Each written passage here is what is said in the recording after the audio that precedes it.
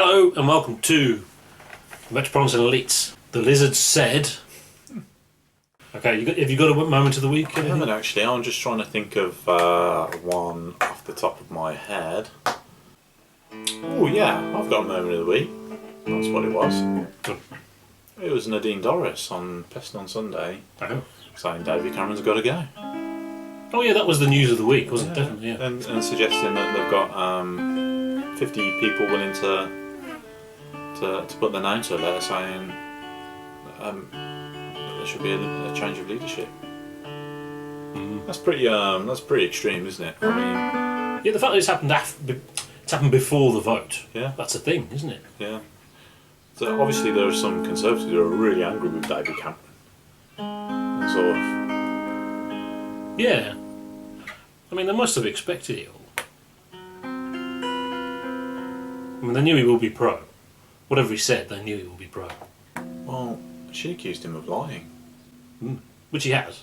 Yeah, we know that. We know that. But someone to actually come out and say it. And said it. Actually, I mean, just on reflection, Peston on Sunday is great. Have you been watching it? No, I don't watch it now. It makes Andrew Marr look so stuffy. And you know, there's a few gimmicks in there like Screeny McScreenface. But there's something around Peston's interview style. He gets as much out of an interviewee as, say, Andrew Neil, but it's nowhere near as competitive.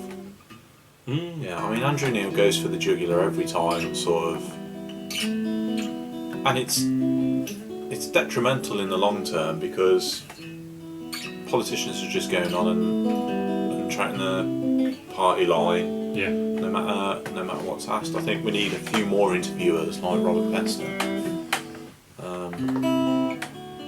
Make politics a little bit better. Yeah. Well, the only thing I've really got to talk about was an article I read today, and on the one hand, it's interesting. It's an interesting talking point. It's not really a news. It's more of the magazine bit, something. That there was an article about this woman who's been struck off as a teacher because her lessons were boring. Front page news, and she was just.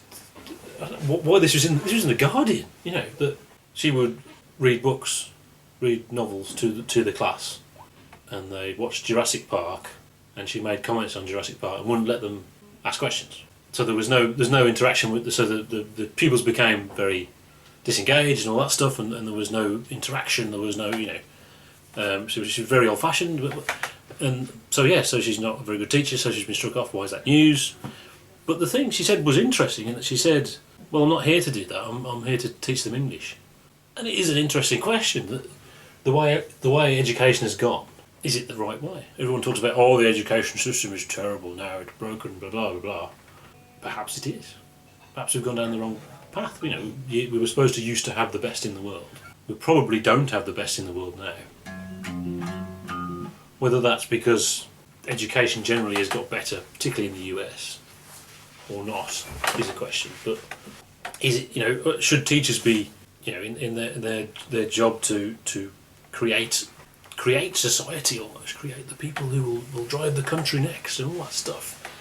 Is it their job to entertain? Is it their job to even to engage? Or should they be facilitating, or should they be actively making them do things? Which is an interesting question.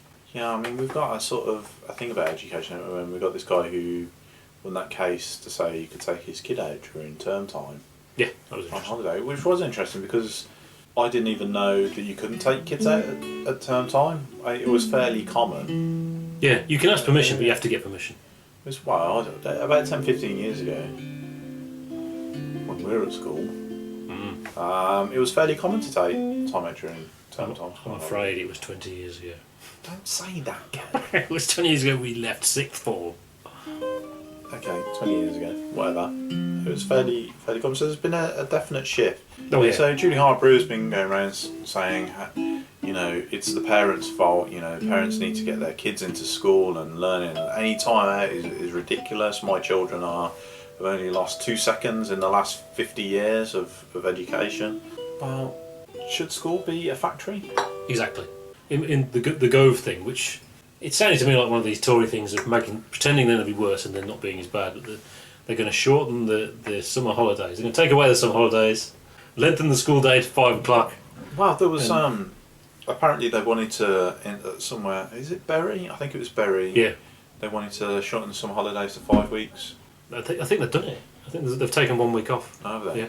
And they're going to put it somewhere else in the year. So it's still the same number of weeks, but they just want to hurt the children. I didn't get a summer holiday when I was a child. Why should they? I think Make them suffer. I think it's in Finland that they the teachers have to have a master's degree minimum. Yeah. And only 1 in 10 people who apply are accepted. Yeah, and they earn a lot more. Yeah, as it's well. a really high standard. Because it's a respected profession, they think, well, Yeah. teachers, you know. Whereas here, obviously, we've got this, obviously generated by Rupert Murdoch, this sort of hatred of those teachers teaching. How dare they teach with their teachers? I don't understand where that comes from, but it does seem like it's just come from bad newspapers. It's a cultural thing, really. Yeah. Yeah, so, but not much news has happened this week, so. Yeah, but we hope you enjoyed it. See you next week for more Stuff. stuff of news Yeah. from lizards. We don't Yeah. tell the truth. Sorry. Goodbye.